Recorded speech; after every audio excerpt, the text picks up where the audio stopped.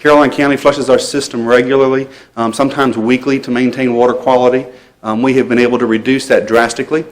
Typically in the spring of the year, we do heavy flushing to prepare for the summer for the water that has set in the towers as well as in the lines to try to flush the lines heavily. Ladysmith Water was doing some work to put their plant online, and doing such had alternated some valves in their system. And in doing so, they have not done prior nor till recently any flushing within that system at all. Some because of the low pressures. Their system sets at a higher elevation than ours, so they don't have the same flow and pressure capabilities. And two, Mr. Seltzer didn't want to spend any money wasting it, putting it on the ground. Basically, one way that I can explain this is when they changed the valves 2 weeks ago inside of their own system within the lake, the water's used to traveling in one direction, the sediment lays on the bottom. As soon as they turned some of those valves and they started reversing some of those flows, it's kind of like petting a dog on the back. It's nice and smooth, but if you go the other way, it's rough, and it almost is the same thing. Everything lays down in there. When they change that flow, it just stirs everything up, and you'll literally get water the color of your desk. We used to have that on a regular basis. We used to have complaints weekly from the hotels of horrible water. We don't get any complaints from the hotels anymore. We've got a board member as well as county staff that are on the system. Up until Friday, we received 2 complaints on this Friday from our residents. Other than that, we haven't received any complaints from the residents on the county system. It's just been Aqua residents. With that, I emailed you all a whole gamut of testing that we've done through the first quarter, over 20 analytes that we test for. We've got a letter from the health department showing that all of our stuff is testing the way it's supposed to. It's meeting the drinking water standards. And now they've asked for us to meet with Aqua to see if they can work out a flushing program within their system.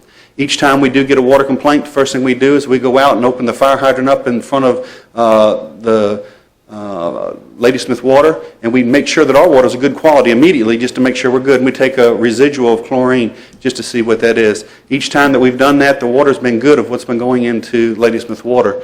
So we can only assume that the water is problems of flushing on their end because, again, we're very responsive when we get a complaint going out and testing. Even the complaints that we used to get within Caroline Pines has been reduced drastically. We haven't had any complaints in there in 3 months, and it used to be when we first hooked up, but kind of the same thing. Years of them pumping iron and manganese, we still have sediment in there. If there's a water main break, it still stirs that up in there. With that, I'll be glad to try to answer any questions the board may have.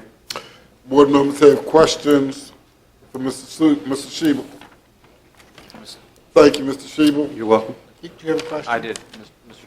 I'm sorry, I didn't. Mr. Black. When you see, when you say, for example, you see water this color. Yes, sir. We saw a situation on the, I think you know what I'm talking about, a resident in the county. We saw that on the news. Is that water undrinkable? Is it unsafe? I mean, it's discolored, but I mean, is it, and I know it looks nasty and I wouldn't want to drink it, but is it safe or, I mean? You'd have to test that specific water to see what the secondary contaminants are. I mean, that definitely had an iron look to it that you'll get with the iron that's set for a long period of time. That's what it looked like. You know, those secondary limits can go up to 500 parts per million, which can make the water look bad, but it's still okay to drink. Nobody wants to drink water that looks like that, and it's not anything that the county would want to try to provide to any of our customers. And again, that's why we flush as much as we do to keep water quality up. It's a normal practice in any water system, keeping your water age. The farther back in the system that you get, you know, where it's the oldest, you have to flush more. You know, Lake Caroline is a huge subdivision, and if you were to drive around the entire loop to get to that back side, I mean, you're 8 miles in there. So there's a lot of lines in there. They have no fire hydrants really to be able to flush. They've been given directive by the health department to install flushing valves throughout their community to help with that. Okay. So if you, on your public system, if you have a complaint on the public system, do you go and test the water right away? Do you? We go out and visit the location, and we'll test the chlorine level that's there. We do have an instrument that we can test manganese and iron on site. Everything else we send out to a lab. I guess maybe this is a question for the county attorney. Is if residents that are under a private water system feel that their water is unsafe, can a public entity like the county, can they test it? because it's the safety and well-being of the residents? It's at stake. I mean, I think the county, if you can get the water, you could certainly test it. Whether or not you could directly do anything about it after that, other than report the results to the health department, is another question. So if a resident in Lake Caroline felt that their water was unsafe and they called the county, then it would be perfectly okay for the county to go in and test that water? I would talk to Aqua, but I don't think you could, I mean, Let's you not go that can't go far. onto Aqua's property, but you could certainly go and, with the county, with the residents' permission, you could take water out of their tap and, and Right. test that. Okay. But again, I'm not sure that you have any real, the water quality of the private system is really under the Oh, I know. it's purview un- and regulation of of the- the, of of the- the state, of the health department, Right. so. Okay, So thank you. could the customer take a sampling of that water over to the health department themselves? No, they'd have to take it to a lab. The Oh, health to a department lab. doesn't do it themselves Okay, directly. so, but I guess, well, maybe not the health department, but they could take it and have it tested themselves.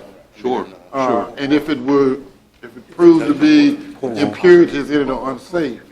I mean, yeah, sure. I mean, it's their water now. I mean, once it comes out of the tap, they've paid for it, whatever. It's their water. They can do whatever they want with it, I think.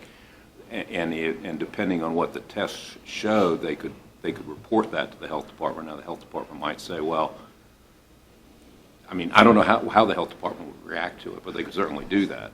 I guess my question is, isn't there some way, what if a whole community was using water that was impure or unsafe? Isn't there something that... Well, they're required, Aqua is required to have it independently tested and the results sent to the health department, and it has to meet the health department's minimum standards. So presumably, they're doing all of that. I mean, that would be a question to ask the health department. What is it? Mr. Shiva, what is just out of curiosity, if you're a resident in Lake Caroline or Lake Landor and you feel your water is unsafe and you want to test it independently, what would send it off to a lab, what's the approximate cost? Every time we get a complaint like that from the lake area, we direct them to contact Mid-Atlantic Laboratories in Port Royal.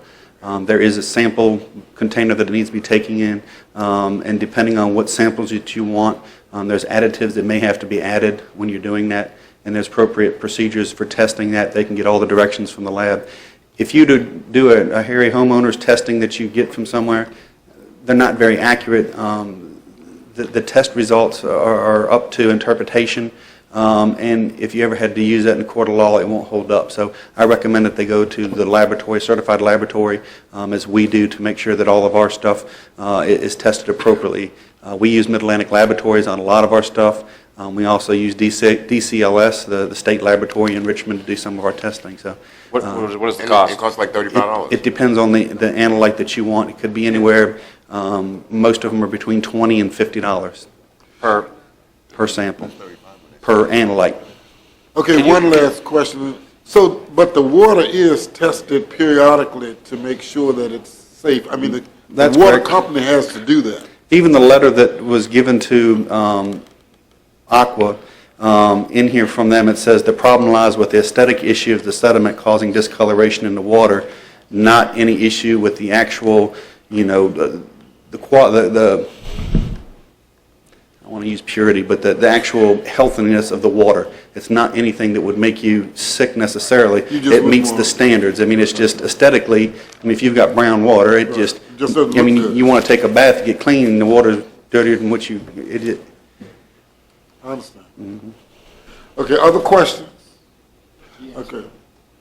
Thank you, Mr. Shiva. You're welcome.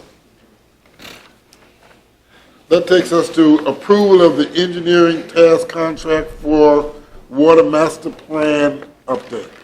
Yes, sir. Mr. Chairman, last year we had put together a proposal with our engineering firm to do the water master plan. The board had asked to have a few changes done. During that time, our task contract, our annual contract had ran out. We've gone out and have selected new engineering firms. Dewberry is the one that was selected to do these. They put forth a proposal for an engineering task contract to complete a comprehensive water master plan to provide information that the county needs to make some of our strategic planning decisions over the next 20 to 30 years. The last time this was updated was in June of 2002. Typically, a water master plan would be updated once every 5 years. As we got into the harder economic times and the growth slowed to a crawl, there was really no foresight for us to really move forward at that time and spend that money knowing that we were going into a slump.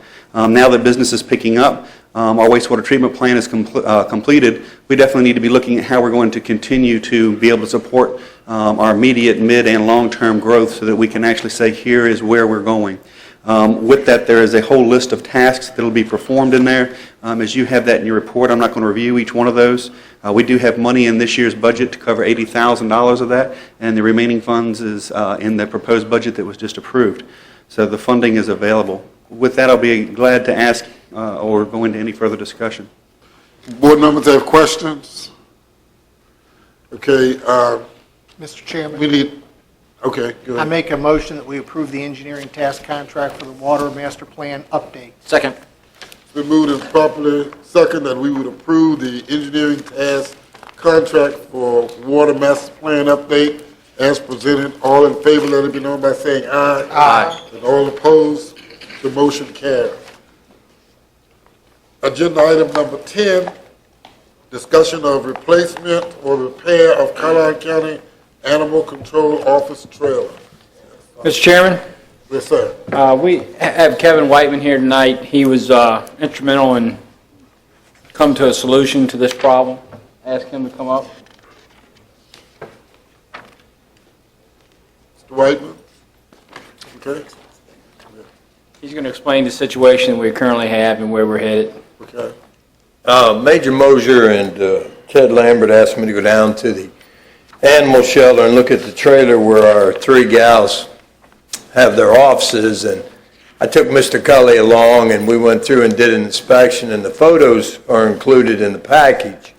That this old trailer has been leaking over the years, has a lot of rot and a lot of mold. We got a local contractor who went in and did an evaluation from top to bottom and actually gave us a free estimate and come up with a quote there of, I think it's approximately $21,000.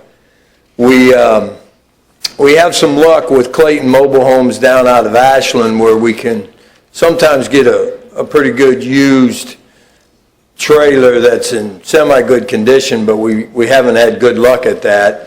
And Ted Lambert has been actively searching out on the websites, and he came across this trailer, been in contact with this individual down in North Carolina. The cost of the trailer and the transportation up here is relatively cheap compared to if we went out and bought a new one, and the labor of the setup and the decks and plumbing connection is going to kind of be in-house with staff. And we're thinking, we're not thinking, we know this is a good price. We don't see investing $21,000 into a 16, 17-year-old trailer, because at the end of the day, we're going to have a really old trailer that something else is going to go wrong with. But the condition of the trailer, these three gals need to get out of there, and we need to replace it.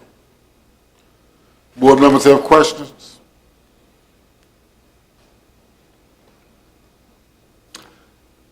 How does the board wish to handle this issue?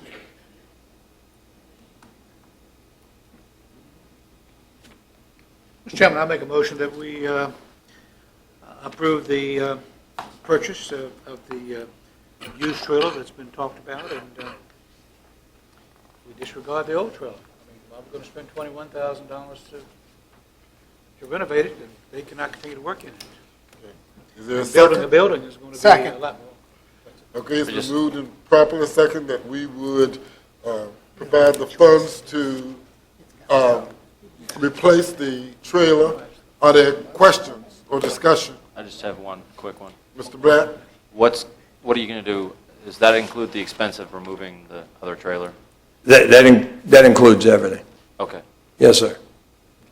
That's the $35,000 you're talking about. Not to exceed. Not to exceed. Not to yeah, exceed 35 years. Yeah, okay, I just want you to. Yeah, not to exceed 35. Hopefully, we can come in less than that because we're going to be doing a lot of the work. Okay, any other questions? Board members, how do you vote? Mr. Thomas, how do you And vote? Ted. How do you vote?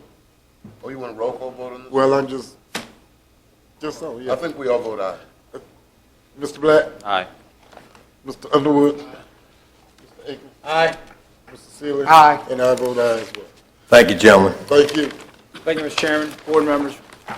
That takes us to informational calendar items. Oh, Mr. Chairman, excuse me, Mr. Cully informed me that we talked about the school resource officer grant with Mr. Lambert.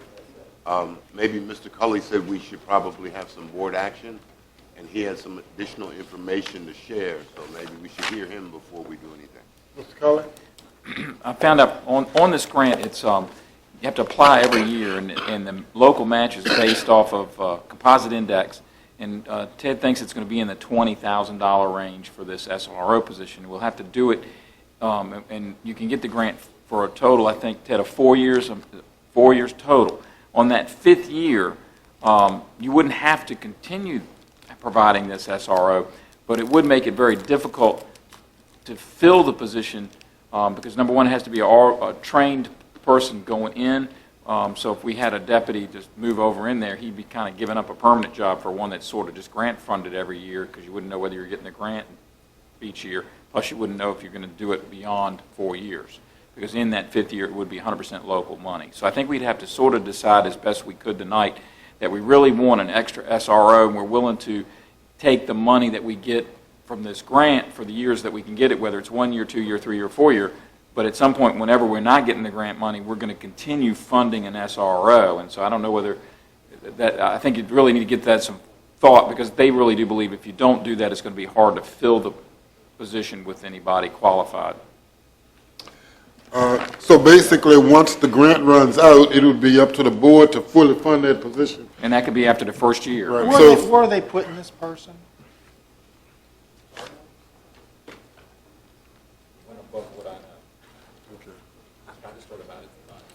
Sorry, what was the question? Where would this SRO go? It would have to go in a school that currently does not have an SRO, so it'd be one of the 3 elementary schools. And we would have to select which school it goes in before we apply. So which school, is there a school that does not have one right now? None of the elementary schools have an SRO. Okay, so we're just getting one. You can apply for 3 if you want, it's just yeah. It's good. But we tried this. Okay, We tried this before. other boards, I guess the only concern that I have is whenever we do this, we ended up increasing our numbers, and then the grant either is not replaced or it's not funded, and then we have to either eliminate the position, and then people get upset when that happens, and then we don't have the funds to fund the position. You pick one school, you're You know, right, and then just one school over the other 2, I don't know that that's, that's a loser. so how does the board wish to? Yeah, We have one school resource officer at the high school And one at the and middle one school. at the middle school. Yes, sir. And this grant could be applied for second one at the high school, but it would make our selection a lot slimmer because other people would be applying for a single one. The priority of the grant is new SRO positions in schools that do not have a current SRO. Okay. So we could apply, but it'd be unlikely we'd be successful. Realistically, we could use the second one at the high school, but this grant would probably not be one that we could use. It'd be unlikely. if I could, we are about to get a new superintendent. Maybe it might be something we might need to wait until the new superintendent comes on and talk with the superintendent and the school officials about it, rather than make a decision. We're gonna miss this particular grant Well, I application. know, but you know, So I'm just saying, I'm sure there'll if we be. do that, we're gonna miss this, and Yeah, we will. the but- reality is we might not get a new superintendent. We Right. might have been looking at the one that we're gonna get. Well, superintendent will be new regardless, I mean, in that position. Okay, any other, is that okay with the board? I mean, we'll wait until the new superintendent comes fine. on? That's fine.